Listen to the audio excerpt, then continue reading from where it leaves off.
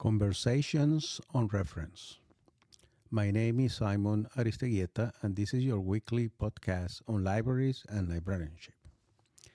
This week, I would like to explore a topic that is essential in libraries, and that's what are the ethics of the profession and what ethical issues we confront when we are servicing the community. Okay, this is a very hard issue, and of course, one of the documents that we follow in terms of the ethical behavior that we have to have in libraries here in the U.S. is the American Library Association Code of Ethics. Okay, they are guidelines on how we as professionals must behave when providing library services to the community. Okay, if you go to the American Library Association web page and you go to ethics, you can read the principles of the code of ethics. And it is established at the very beginning that they provide guidelines and a framework, but they do not dictate behavior or conduct to cover every particular situation. I'm going to go over some of those principles or guidelines and make my comments, okay? The first one, of course, is we provide the highest level of service to all library users. And to me, that's, of course, that's what we as librarians must do. That's where everything derives from that first principle, from that first ethical principle. We have to provide the best service possible to our users, to our community. Okay, that's my principle. That's when I was an academic librarian. That's what I used to do. I provide my highest level of services to all my users, to all the users of the library. That's a key. Okay, that's the first key to being a professional librarian. So we have policies in the library, and we have to apply that policies to everybody. So, and we have to open access to everyone in the library, and we have to be courteous and to all the requests. That's number one. That's according to the American Library Association. This is the number one guideline. The second one is we uphold the principles of intellectual freedom and resist all efforts to censor library resources. And I think that's something that is tied to what we are.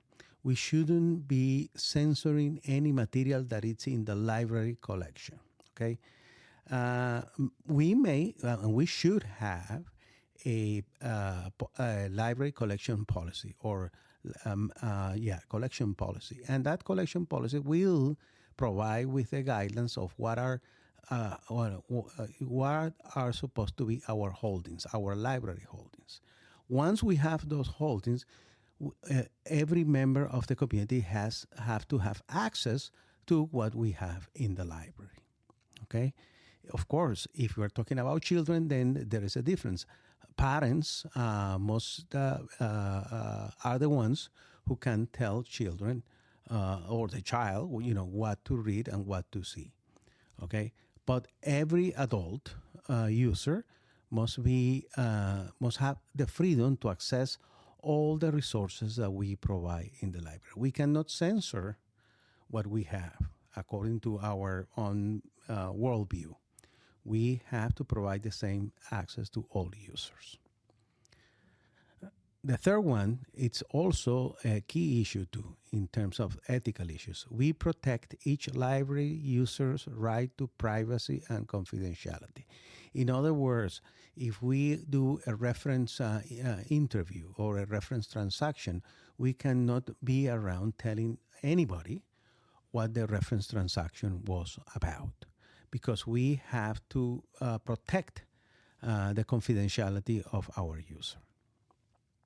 Number 4, we respect intellectual property rights and advocate balance between the interest of information users and right holders. So that's also a key issue here. Intellectual property. We have to respect those rights. Number 5, we treat co-workers and other colleagues with respect, fairness, and good faith. That's also, and I think this applies for any kind of job where we find ourselves, okay? We have to treat our co-workers, our colleagues, as we like to be treated. We do not advance private interest, and that means also political interest. You know, we all have our own thoughts, our own personal opinions, our private opinions. We shouldn't be disseminating those opinions in our public libraries because public libraries, I have mentioned many times, is a institutional, is a hub of the community. This is where everybody is welcome, and everybody have to feel that this is the place where they can be and they can experience freedom to read, to learn, to have fun, etc., etc. Number 7, it's also, I think it's one of the very important points, is we distinguish between our personal conviction and professional duties and do not allow our personal belief to interfere with fair representation of the aims of our institutions or the provision of access to their information resources, okay?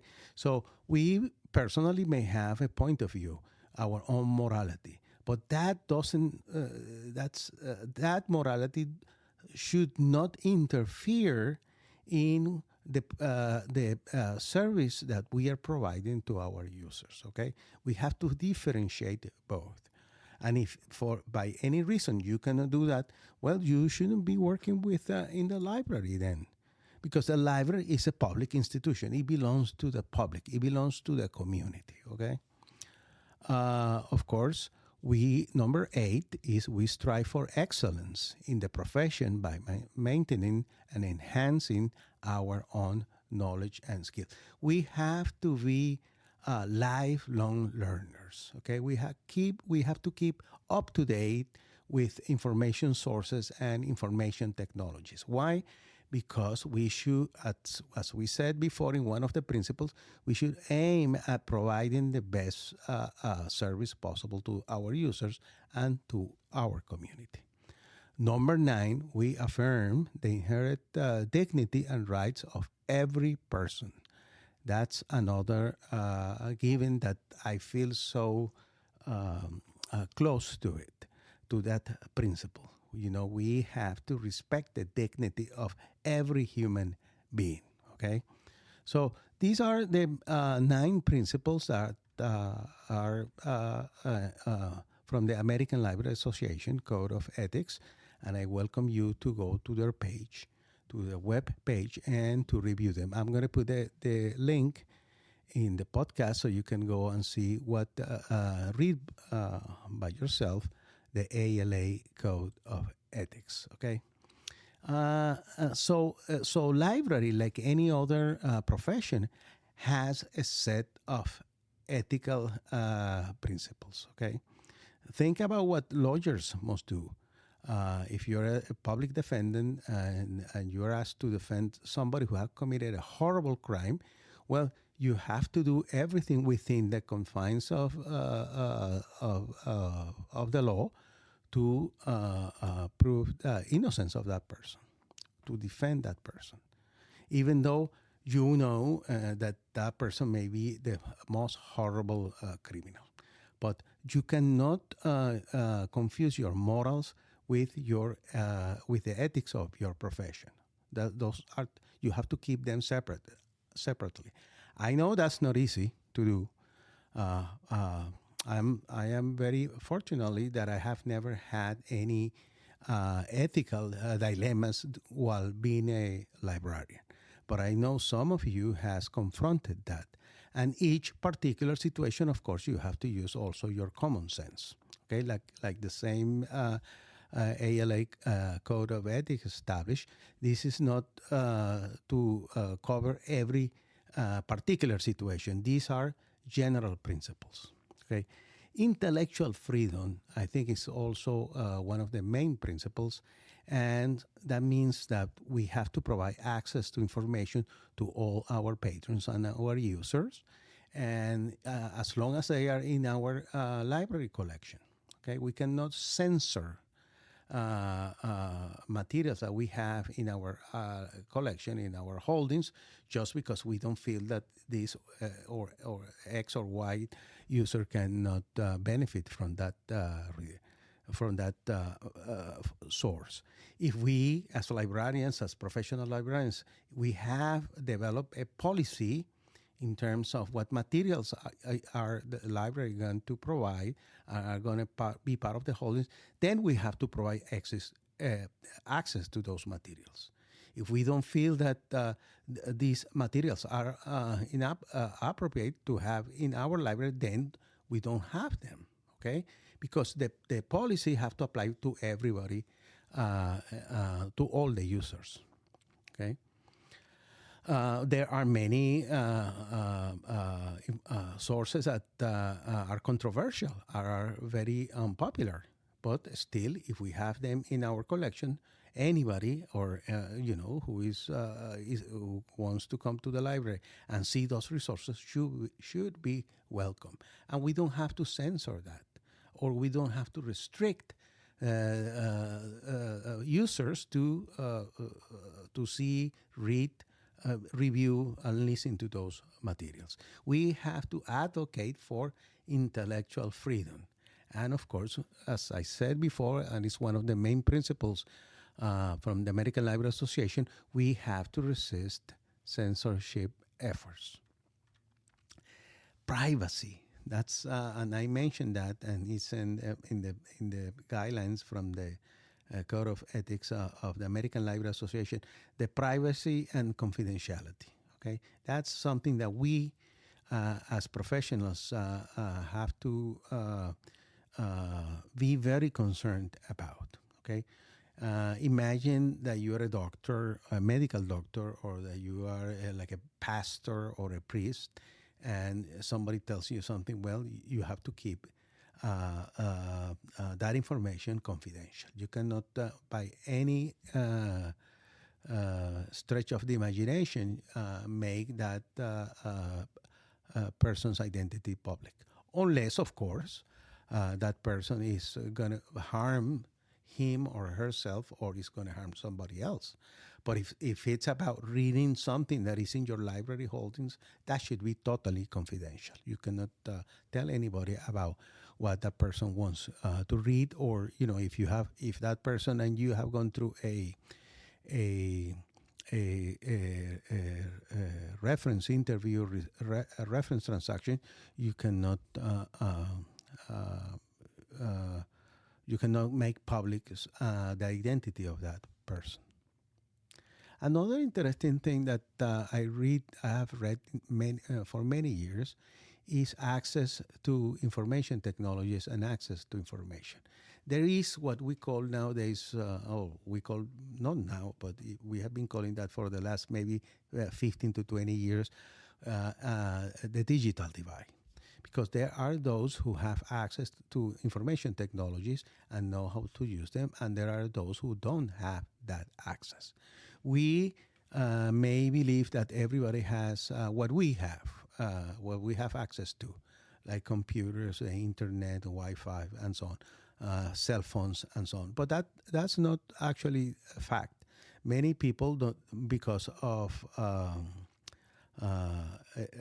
limit of education or lack of education and lack of resources, don't have access to as much information as some other people may have. So that there is a digital divide in terms of information and information technologies. and we have to be concerned about that. And that's why we have the library for. The library for is a place where anyone is welcome to access information, and we should be there to provide and to make that access possible. And instruction is also another, to me, as another ethical issue or another ethical principle. We have to teach, to instruct our users on how to search for information. And also, as I have mentioned many times, we have to assess the information, not to censor the information, but to assess how good the information is that we are retrieving, and telling our users, I think this is good information because I have used my professional criteria and have examined the information, and I know it's comes from good sources with authority. Okay, and we should do and train our users to do the same thing. Okay, I think that's part of our ethical principles, because we don't want users to be dependent on us. They should become fully and knowledgeable users that can assess and evaluate their own information. Another area that is not anymore, it's not the area of reference, but we have to look at it, is about collection, development, and management. Because when we do selection of materials, we should be very careful that we are not using our own personal criteria to select what we should have in the library. A few years ago, I had this conversation while I was teaching this course on collection development. I had this conversation with one of my students on what and how the library branch in their neighborhood was functioning and the services that it provides. And we were talking about small bookstores. And the student told me that the small bookstores were presenting poets, and open mics, and new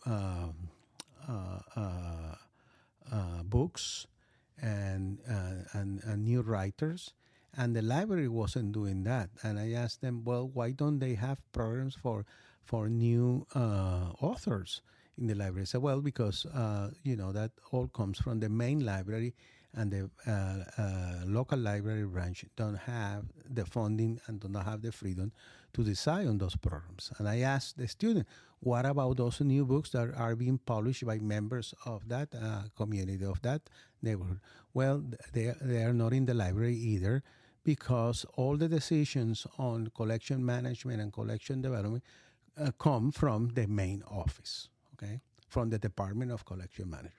To me, that was something like so incomprehensible. So I felt a lot of regret, because I was teaching a collection management class.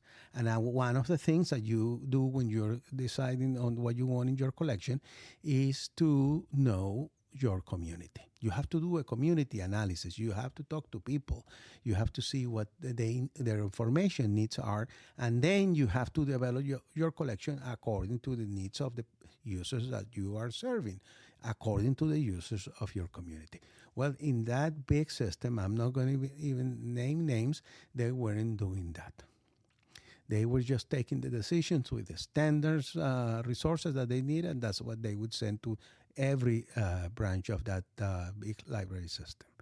And I think that is a mistake. That's a big mistake, okay? So, so we have to be very careful. We have to be very careful and very aware that we cannot inject our bias in the selection of materials.